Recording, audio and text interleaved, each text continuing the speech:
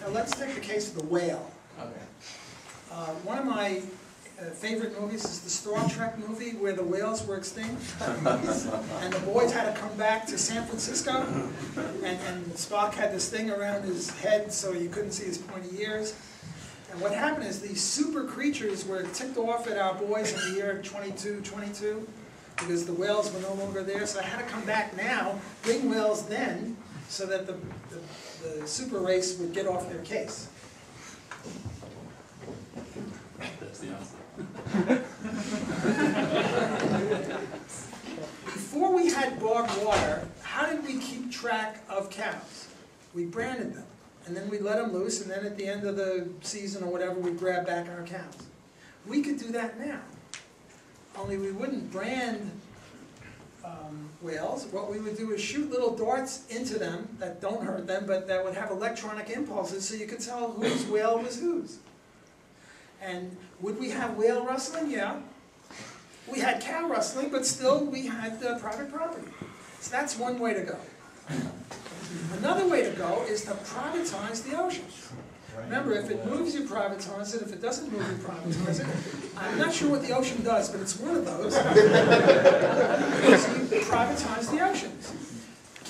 Do we have the technology to have electronic fences to keep those whales where we want them?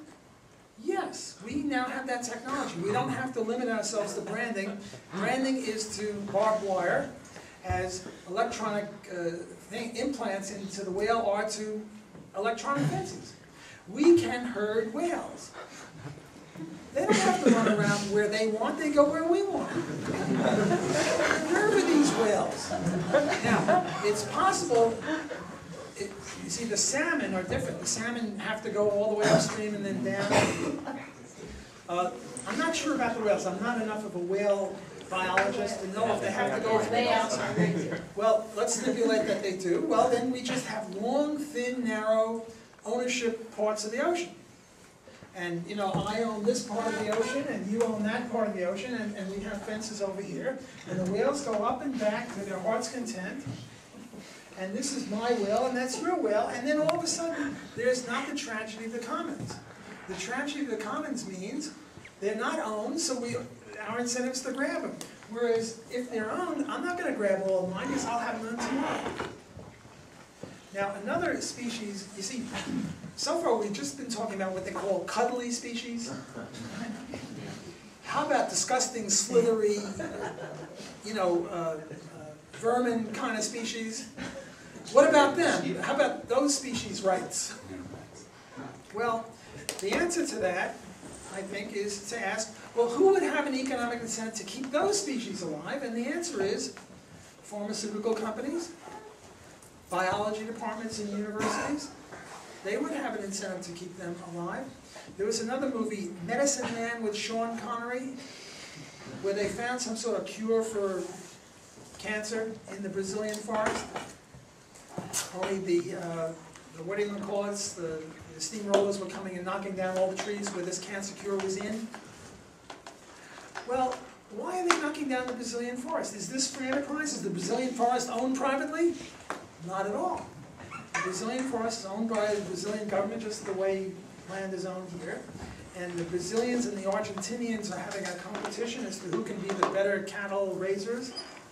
And the Brazilian government is giving subsidies to people to knock down the Brazilian rainforest. So again, we have another case of so-called market failure and greed, which is really due to the government. Way in the back. Well, you talk about privatizing the ocean, but like BP, don't they have like their own section of the ocean every time they like drill somewhere and you're not allowed to go there? I'm sorry, I can't hear you. Like don't like some oil companies like reserve some ocean, privatize some parts of the ocean for themselves, like a section of it? Well, BP had platforms, and they had government permission. You know, it used to be, what was it, the 12-mile limit, because the cannon, or 3-mile limit, because a cannon could only fire 3 miles, and each country would claim 3 miles of the ocean. But if you privatize the ocean, then, I mean, doesn't that mean you can act without regulations since it's your ocean? Look, if I owned a bit of ocean and there was an oil spill and the oil spill spilled onto the Louisiana shore, I would then owe the Louisiana Shore people some money for damages that came from my part of the ocean. So what I would do is turn around, and anyone traveling, say, with an oil boat, an oil tanker, I would charge a lot if it was if it was an old oil tanker with rust spots. Whereas if it was a new one with a double hull, I would charge a little less. In other words, we would now bring the oceans into the cash, profit, and loss nexus, and we'd have some more rationality. I wouldn't want an oil spill in my part of the ocean because I would be guilty of getting the oil onto somebody else's part of the ocean and they'd sue me. So I would exert some caution. Remember I said, suppose a crack-up occurs on the I-5, who loses money? Well, suppose an oil spill occurs. Who loses money? Does the government lose money? No. But if you had a private owner of that part of the ocean, he would lose money. But what if, like, I mean, because he wouldn't be able to pay, like, let's say there's a bunch of people that, like 5 or 6 people that own good parts of the ocean, and then they all have their BP spills because they're irresponsible with their money, like, they don't know what the crap they're doing, they're just really rich, they just build oil spills and stuff. We got, like, Rich people, we have a word for rich people who screw up, and it's called bankrupt. If you look back at the Fortune 500 for the last 10, 20, 30 years, you're going to see a lot of companies that are no longer there anymore because they make mistakes. I mean, United Shoe Machinery was a big company at one time. General Motors is now Government Motors. It's just not the, it's a dangerous thing for everyone. You know? Well, It's let not me like call on someone else because I've given you 3 turns. Yes, young lady? Oh, I wanted to ask a question about your national defense example. Yeah, sure. Obviously, national defense is hugely expensive. Even if you close out the military bases abroad, we're still talking, I'm guessing, at least 200 billion a year. If you introduce a competition, you have to have, let's say, at least four actors that are competing to have perfect competition, probably more like 5 or 6. And you say if you have private defense, you have to take away certain people who don't want to participate, and like the people in Massachusetts who don't want to get the defense, won't be paying anymore. So when you're diluting the money that you're paying to the private defense firms so much, how will they be able to still have enough money to be a credible threat to other nations? This young man mentioned a curse word.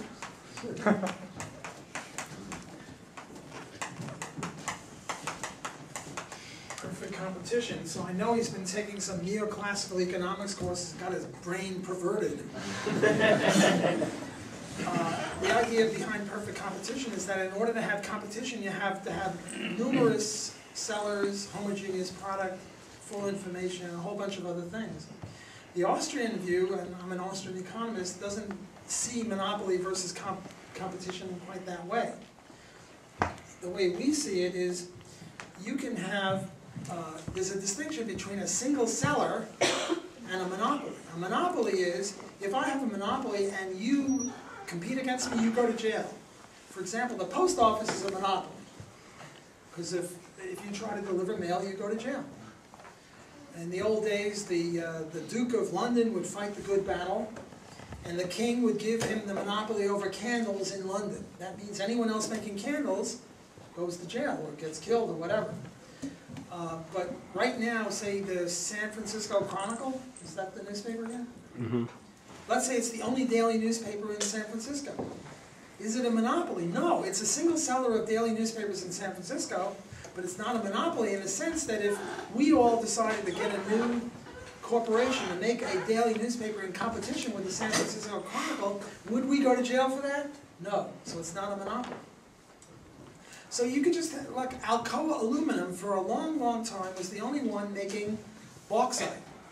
And during that time when it was the single seller, prices kept falling and the quality kept rising. IBM for a while was the only seller of computer machinery, international business machinery. Was it a monopoly? No. When Bill Gates started, or Apple started, they didn't put him in jail, so it wasn't a monopoly. So I don't think you need any number of competitors, just potential competition is competition. Take the case of in one time, there was this muckraking novel What was the one about the railroads? The octopus. Here's California, and there was a railroad. And this railroad was accused of acting very badly. They would announce a certain price, and then when you grew their crops, they would triple the price. I always ask, well, why didn't some other